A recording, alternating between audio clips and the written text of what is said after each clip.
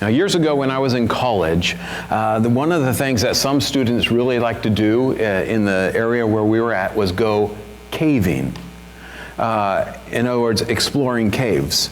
But when I'm talking about caves here, I'm not talking about like a big opening, a big hole in the side of the hill.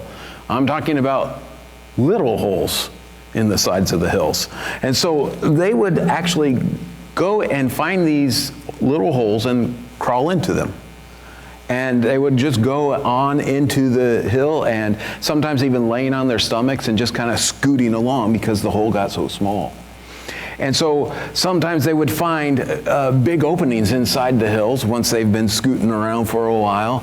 And then other times, though, they would just crawl through these tiny, tight passageways. It was basically like big cracks in the rock. And they'd squeeze through and they would get all muddy and try not to get stuck. And I never did it. It just seemed dangerous, unwise. I mean, what if you got stuck in there? Or what if you got lost inside some crack in that middle of the hill somewhere? Or had a little panic attack as claustrophobia closed in on you because you were just trying to squeeze through this tiny little hole in the rock. But I had a friend who went all the time. And he would take other people as well. And apparently he knew where he was going and how to get in and out. And he would say, "You'll be fine." And I don't think he ever lost anyone. But I still didn't trust him. At least not enough to put my life in his hands. And you know what? That's the thing about trust. In order to really trust someone, you have to know, really know that they know what they're talking about. You have to be confident in their ability, or in their strengths, or in their wisdom, their knowledge, their understanding. And biblical prophecy helps us to know and be confident about the things, about these things in God, that He knows, that He's wise, that He is able. You see, He knows what will happen. He knows, He is able to tell us what will happen years before it happens. And there's several prophecies that He has given that have already been fulfilled, like the one we're looking at today. It has been fulfilled. And we can look back in history and see that God was right. We can trust His knowledge. But we can also see how God shapes history and how He moves kings and kingdoms. God is in control, and we can trust Him. So let's begin this morning, Daniel chapter 8 and verse 1. Daniel says, "In the 3rd year of the reign of King Belshazzar, a vision appeared to me, Daniel, after that which appeared to me at the first. And I saw in the vision, and when I saw, I was in Susa, the citadel, which is in the province of Elam. And I saw in the vision, and I was at the Ulai Canal." Okay, so this is about 2 years after the first vision he had, which we talked about last week. And so in this vision, Daniel finds himself in the fortified city of Susa in the province of Elam. Now, Elam, the province of Elam, would be modern-day Iran. But Susa was a major Persian city. In fact, it would become one of the royal cities of the Medo-Persian Empire. And this is also where we can read that Esther and Nehemiah both lived. And there was a large, there in Susa, there was a large, or by Susa, a large man-made waterway called the Ulai Canal. And Daniel was standing by it in his vision. So as he's having this vision, he sees himself standing next to this canal. Let's keep reading, verse 3. I raised my eyes and saw, and behold, a ram standing on the bank of the canal. It had 2 horns, and both horns were high, but one was higher than the other, and the higher one came up last. I saw the ram charging westward and northward and southward. No beast could stand before him, and there was no one who could rescue from his power. He did as he pleased and became great. And so Daniel, as he's having this vision and he notices where he is, he looks up and sees a ram standing next to the canal. And it has large horns, a ram like a big horned sheep. And it has large horns, which suggests that it is very strong. Because remember, horns are symbols of strength. But there's something unusual about this ram. Its 2 horns are different sizes. One is bigger than the other. And the smaller one was there first. So the smaller one was there, then the second one grew and became even bigger than the first. Well, then he sees that the ram is charging at other animals in 3 different directions, to the north, to the west, and to the south. And none of the animals are able to resist him. The ram was stronger than all of the others. And so it beat up on all the others and took over the entire area and did whatever it wanted to do. Now, all of these details, all of this is symbolism. But we'll come back to that when Daniel gets the interpretation. So verse 5. As I was considering, behold, a male goat came from the west across the face of the whole earth without touching the ground. And the goat had a conspicuous or obvious horn between his eyes. He came to the ram with the 2 horns, which I had seen standing on the bank of the canal. And he ran at him in his powerful wrath. I saw him come close to the ram, and he was enraged against him and struck the ram and broke his 2 horns. And the ram had no power to stand before him, but he cast him down to the ground and trampled on him. And there was no one who could rescue the ram from his power. Okay, so Daniel's thinking about the ram. He's still having that vision, and he's thinking about that ram. Like, what could this mean, this ram with the 2 horns? What might it mean? And suddenly, he sees another animal coming. And this animal is a goat, and it's coming from the west. But notice it says that it came across the face of the whole earth and without touching the ground. And so it is coming from a great distance, and it's moving incredibly fast. It's almost like it's flying. And this goat has 1 horn, but it is big and it stands out. But you can't help but notice it. It's very big and strong. And when it gets to the ram, the goat attacks the ram. And it says it attacks it with great wrath. In other words, he's very angry at that ram. And he takes out his rage on that ram. And he breaks the ram's horns off.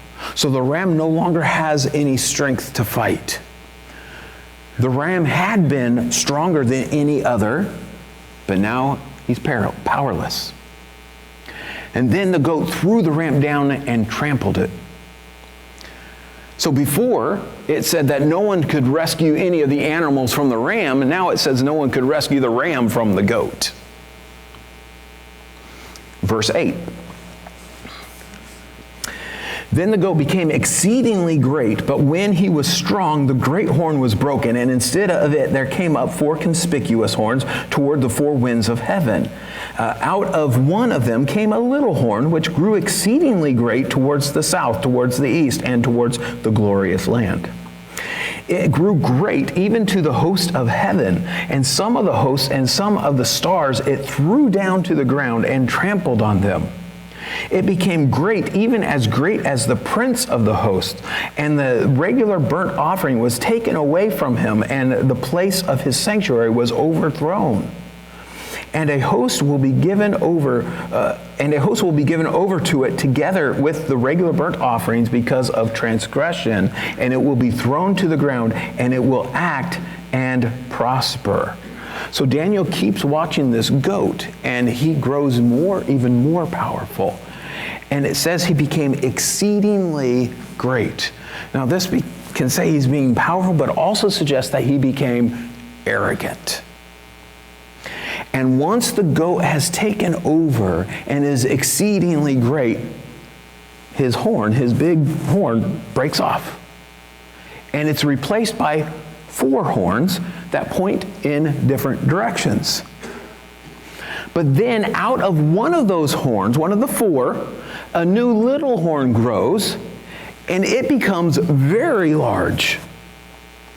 Now this horn leans towards the southeast. And it specifically says towards the glorious land, which refers to the land of Israel. And this little horn grew so powerful and arrogant that it reached the stars. And it threw some of them down to the ground and trampled them. In fact, it was so great, it was as great as the greatest star called the Prince of the Host.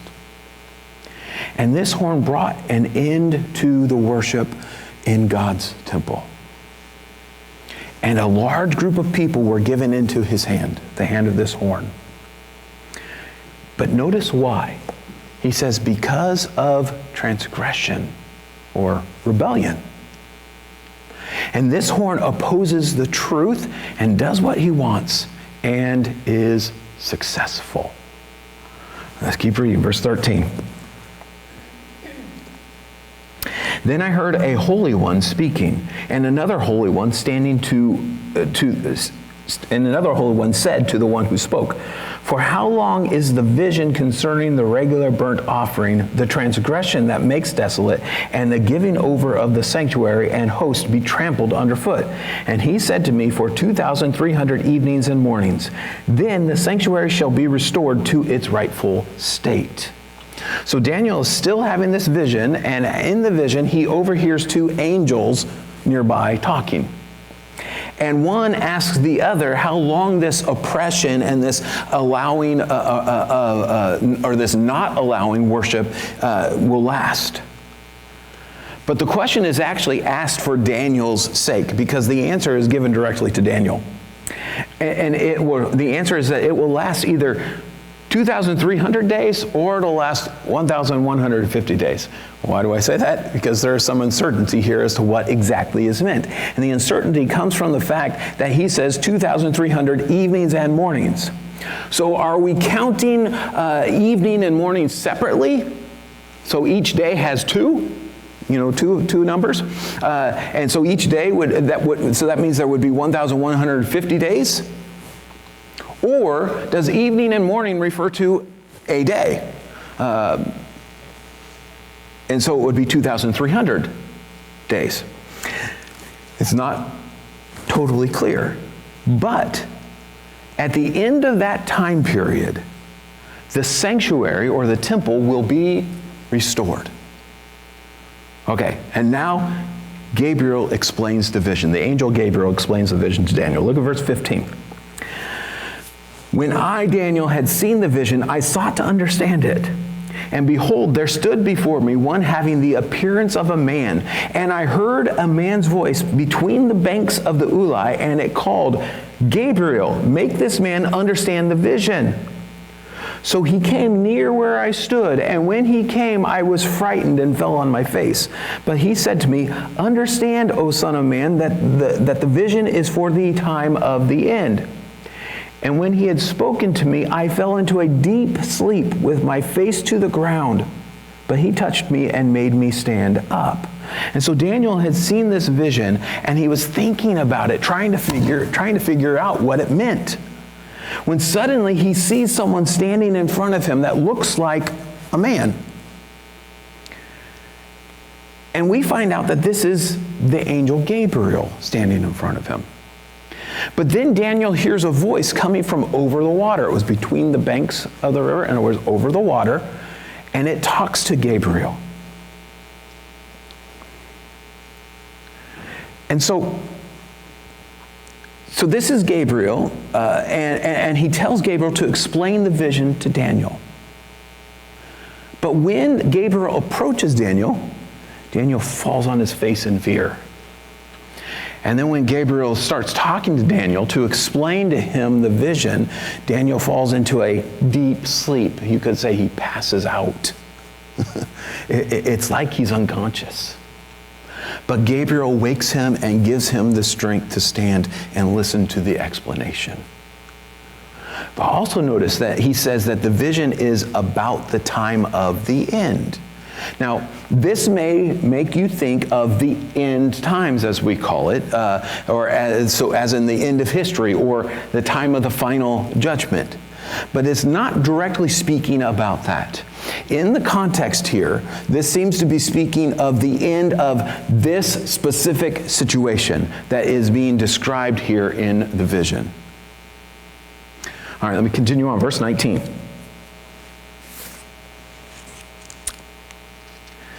He said, "Behold, I will make known to you what shall be at the latter end of the indignation," for it refers to the appointed time of the end.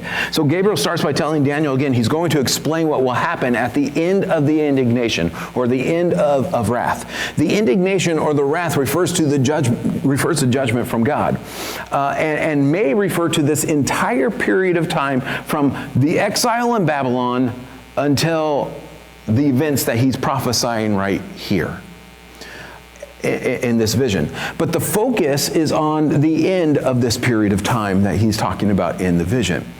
And also notice that he calls it the appointed time of the end. So the timing of this judgment is appointed. In other words, God has already set it. It's already been set by God. Verse 20.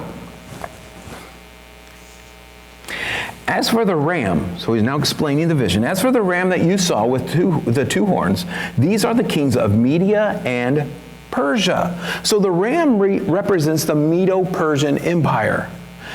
With Gabriel specifically saying this, we know this for certain. So we're not making guesses here. All right? Gabriel has explained the ram represents the Medo-Persian Empire. And so knowing this, and knowing history, we can look back and we can explain some more of the symbolism. You see, the ram's horns were different sizes, and the larger one grew second. Well, this represents the two powers of the empire, the Medes and the Persians. The Median Empire was established and strong first, while the Persian Empire was just a small country. But then once Cyrus became king of Persia, they grew rapidly. They grew in strength, and they eventually took over Media and formed the united, powerful Medo-Persian Empire.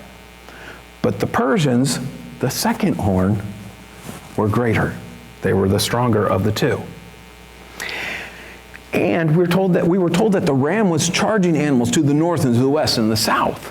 Well, these are the directions that the Medo-Persian army went on conquest. Went out to conquer. They conquered nations in those directions, to the north and to the west and to the south. And they expanded their empire, and no one could withstand them. They overpowered everyone that they faced. Let's keep reading, verse 21. "And the goat," Gabriel continues to explain, "and the goat is the king of Greece, and the great horn between his eyes is the first king.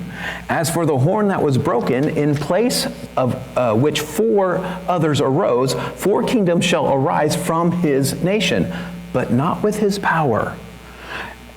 And so the goat symbolized the Greek Empire, and the great horn on the goat represented Alexander the Great, the first king.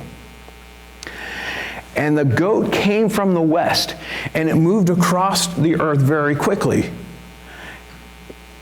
Greece is west of Persia, and so it came from the west. Alexander came from the west to conquer Persia. And Alexander led his army in conquest and quickly conquered and took over much of the known world. And we were told that they would go attack in his powerful wrath. Well, Alexander hated the Persians. You see, there had been an ongoing struggle between Greece and Persia. And in fact, the Persians had attacked the Greeks a couple times. And so Alexander's attack on Persia was personal. He was angry, and he was taking vengeance on them. Now, no one could stand against Alexander and the Greeks. And as he conquered most of the world, he became arrogant. But then he died at the young age of 32. And when he died, his empire was divided into 4 kingdoms, led by his 4 generals. And so this is why the one great horn was broken and replaced by 4 horns. The 4 horns pointed, and 4 horns pointed in different directions, because each of those generals took a different area, a different province, a different part of the empire as their kingdom in different directions. But none of those 4 kingdoms were as strong as Alexander's empire. And then, if you remember in the vision, after the 4 horns were replaced, after the 4 horns replaced the first one, there was a small horn that grew out of it, out of one of the 4 horns. Now, the rest of Gabriel's explanation will focus on this little horn. It started small, but it grew very strong, and it leaned towards the southeast. Why? Well, because this person made attacks to the south and to the east, and specifically on Israel, the beautiful land. This horn represents Antiochus Epiphanes. Antiochus, he overran Israel. He treated them very poorly. He restricted Jewish worship practices, and he desecrated the temple. Antiochus was terrible and evil. And he didn't allow the Jews to follow God's law, at least not openly. And he would kill those he found doing so, doing things that like keeping the Sabbath or circumcising their baby boys. And so in the vision, this horn trampled God's people. And Antiochus severely persecuted the Jewish people. And Gabriel doesn't name Antiochus for us specifically or explain exactly all that he will do, but he just gives a summary of this little horn's activity. And it's clear that it will be really bad. So let's read what Gabriel says about him, starting in verse 23. And at the latter end of their kingdom, when the transgressors have reached their limit, a king of bold face, one who understands riddles, shall arise. Okay, so towards the end of the reigns of those 4 kings, it says transgressors will reach their limit. Now, back in verse 12, if you remember, when he was speaking of this horn, it says, a host will be given over to it together with the regular burnt offering because of transgressions, or transgression.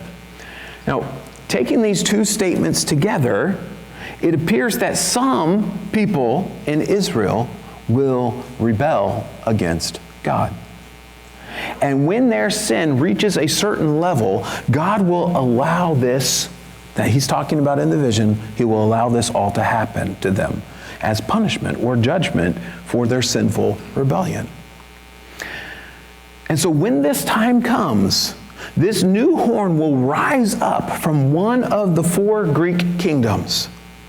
This new king, Antiochus, is described as bold-faced and understanding riddles. So he will be harsh and shameless, and he will be intelligent and strategic. And he will understand how to politically maneuver through situations. And he will be strong, and he will do what he wants. Let's keep reading, verse 24. His power shall be great, but not by his own power. And he shall cause fearful destruction and shall succeed in what he does and destroy mighty men and the people who are the saints. Now this is interesting. It says this king will have great power, but it will not come from himself. It will come from a source outside of himself. It won't be his own power that he has. Now, some have suggested that this power comes from God, which is possible because God is allowing this to happen and he is using this king to punish his people. But it seems more likely because of the great evil that this king will do, that he is empowered by Satan. Just like the Antichrist is said to be powered by Satan in 2 Thessalonians 2:9. But this king will bring about great destruction, and people will fear him, and he will be successful. In fact, he will wipe out mighty men, we're told. So he will kill great warriors and great leaders. And he will kill the saints even. In other words, God's people, the Jews. All of this was true of Antiochus. See, when we look back in history, we find out that Antiochus was brash and arrogant and evil. He maneuvered and manipulated and threatened and killed. He fought many battles and he brought about a lot of destruction. And he brought down and killed political and military leaders, and he carried out devastating attacks against God's people. Even after conquering the Jews, he persecuted them severely. Now, what Gabriel is saying here seems to be explaining the part of the vision that we read earlier where the horn reaches up and throws down the stars. You see, in the ancient Near East, stars are sometimes symbols of gods. And in the Old Testament, stars are sometimes symbols of angels. And sometimes they are just stars. And if any of these are the case here, this would be picturing the king as exalting himself. He's reaching up to the stars. But stars could also be used to symbolize kings or even God's people. And so he's throwing down the stars. This throwing down the stars may specifically refer to the destructive behavior he takes against the Jews. But let's keep reading, verse 25. By his cunning he shall make deceit prosper under his hand, and in his own mind he shall become great. Without warning, he shall destroy many, and he shall even rise up against the prince of princes, and he shall be broken, but by no human hand. Okay, so now Gabriel explains several other things about this king. First, he will be very cunning, or you could say sneaky, crafty, sly. He'll be deceptive. And because of this, under his rule, success will come through deception. Now, this seems to suggest not only that he will succeed by deceiving people, by deception, but that lies and deceit will become just the way of life under his rule. It's how things get done. In other words, everyone will lie. If you're going to get ahead under his rulership, his rule, you lie. That's just the way it works. Now remember, earlier in the vision, it was said that he would throw truth to the ground. There will be no place for truth in his kingdom. Secondly, he will be great, it says, in his own mind. He's a legend in his own mind. In other words, he will be arrogant, and he will think he's far greater than he actually is. Third, he will be treacherous. So when people feel secure, he will kill them. And he will kill a lot of people. And then fourth, he'll even challenge God. speaks of the Prince of Princes here. And the Prince of Princes is an allusion to God, who is above all. Kind of like the King of Kings, the Prince of Princes. In other words, he's over everyone else.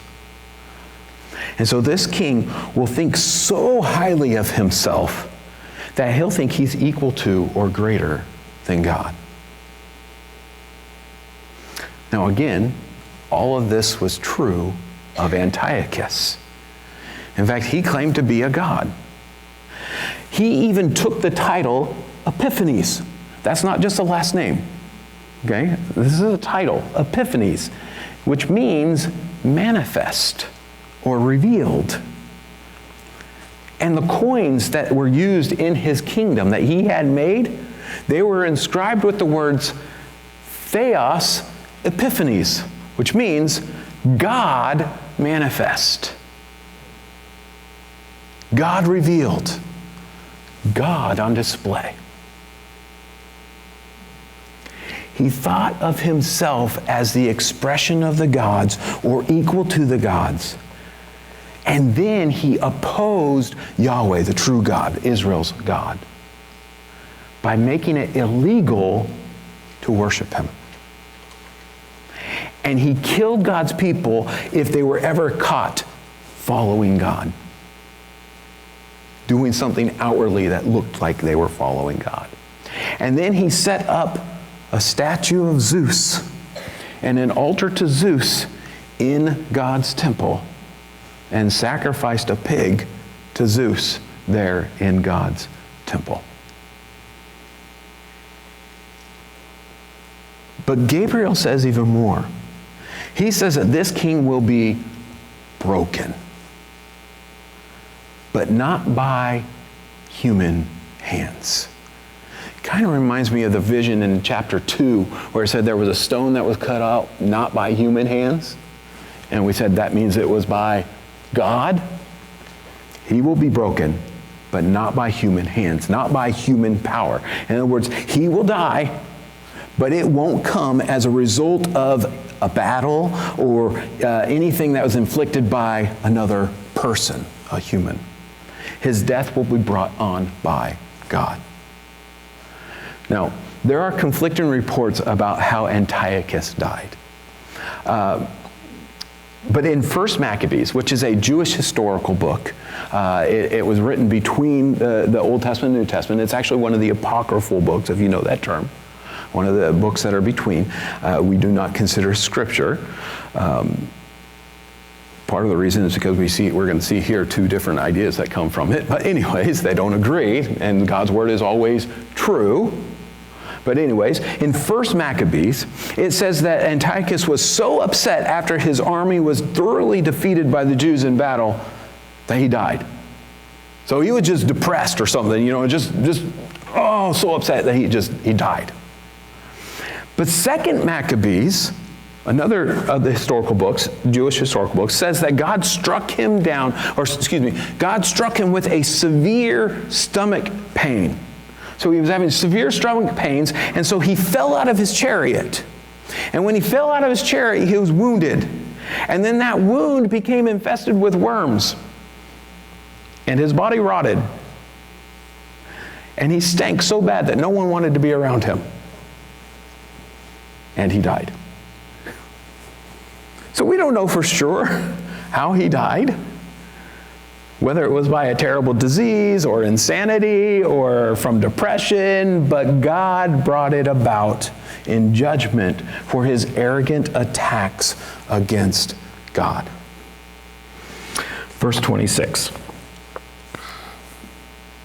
The vision of the evenings and the mornings that has been told is true, but seal up the vision, for it refers to many days from now. So Gabriel wraps up the explanation by confirming the truth of this vision.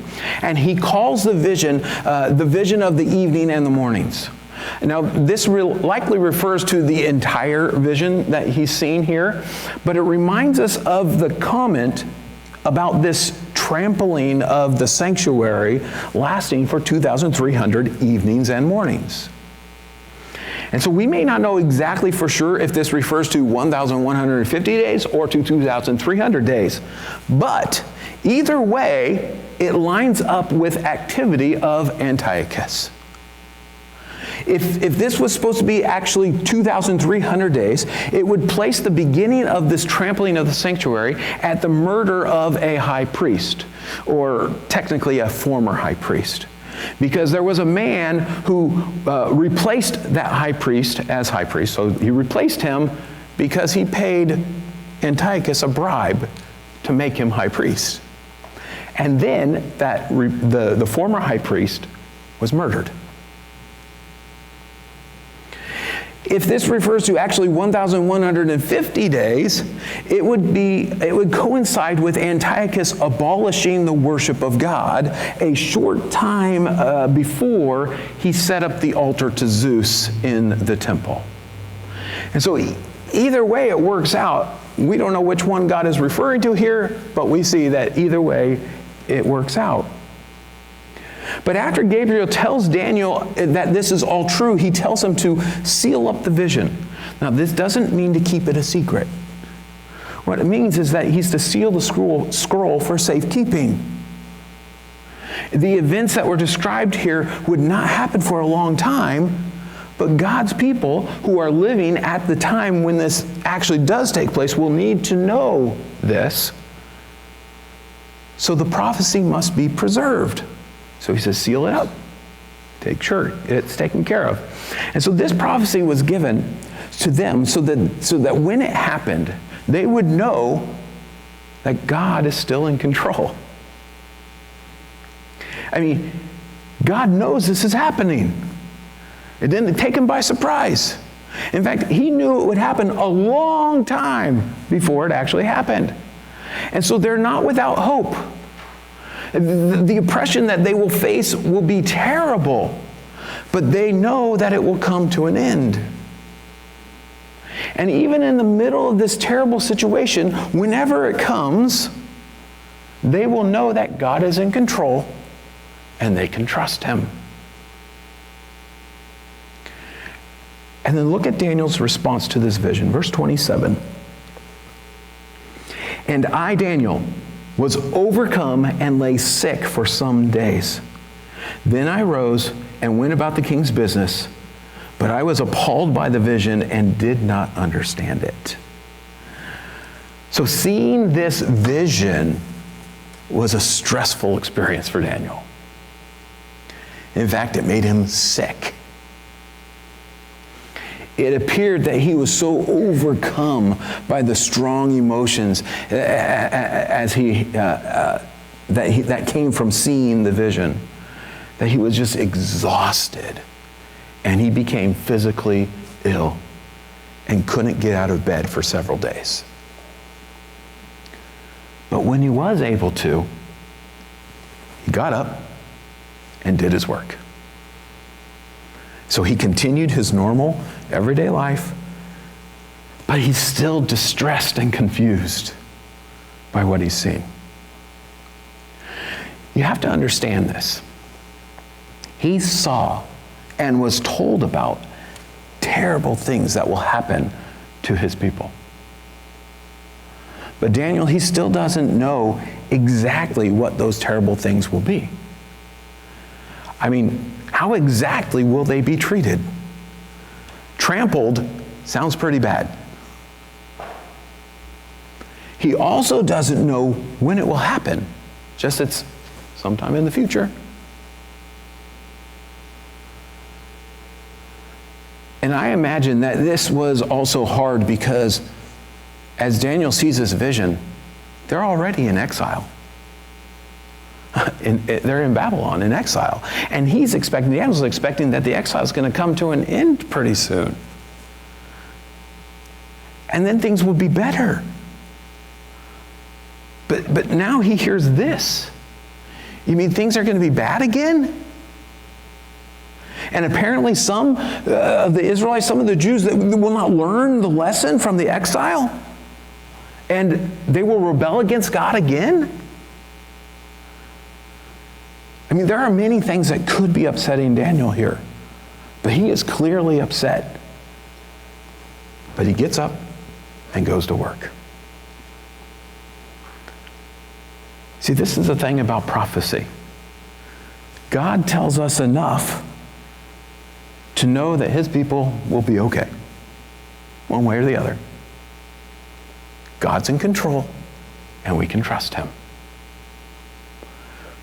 Also, from our perspective in history, like I said, we can look back. These events have already taken place. They took place like God said they would happen. And this again shows us that God's in control. That he knows everything, past, present, and future. And we can have complete confidence in him and in what he has told us will happen in the future. God's in control, and we can trust him. Now let me just briefly mention one other thing here. We've said that this prophecy has been fulfilled, that it already took place, it was fulfilled in the past from our perspective. It looked ahead to a person who's in our past. But there are some who have tried to argue that this prophecy actually looks to a time that is still yet in the future, to the end times. Or that it is a dual fulfillment. In other words, it looked forward to Antiochus and the end times, the Antichrist. Now this could seem reasonable. After all, the two, Antiochus and Antichrist, sound fairly similar. And both of them are symbolized by a little horn that grows and becomes great. And the Antichrist was symbolized by the little horn back in chapter 7. And here in chapter 8, Antiochus is symbolized by the little horn. But the events of the vision in chapter 8 that we've just looked at clearly looks forward to the time and situation of Antiochus. I mean, you have the Medo-Persian Empire, which is defeated by Greece, which then is split into 4 kingdoms. And then a king rises up from one of those kingdoms and terribly mistreats God's people. That's Antiochus. Now there's another issue. Another issue is that later in Daniel 11, Antiochus is spoken of again and is described, and it talks about his desecrating the temple with the statue of Zeus, and it's referred to as the abomination that causes desolation. And then in Matthew 24, verse 15, Jesus is talking with the disciples about the end times. And he says that they will know that the end times are coming when they see the abomination of desolation in the temple that Daniel talked about. Well, that looks like it's talking directly back to this passage. It makes it sound like there was something that had not yet happened. It was still future from Jesus' standpoint. So how can Antiochus fulfill this prophecy and then Jesus speak of the abomination as yet future? And is there any relationship between Antiochus and the Antichrist? Well, I think there is. I'll explain. See, Antiochus is a type of the Antichrist. In other words, he is a foreshadowing of the Antichrist. We talked about types earlier when we've talked about different prophecies, but it's someone who is very similar to someone else who's going to come later. And so Antiochus foreshadows the Antichrist. The Antichrist will act and rule in ways very similar to Antiochus, only worse. They are both shamelessly harsh and cruel. They are both deceptive. They are both very intelligent and strategic. They are both very powerful and empowered by Satan. They both ruthlessly kill many people and oppress God's people. They both have much success for a relatively short time. They're both arrogant and think of themselves as gods and blaspheme the true God and do abominable things in his temple. And both are taken down by God. But even with all of those similarities, the Antichrist will be much worse than Antiochus was. Antiochus is just a shadow of what the Antichrist will be.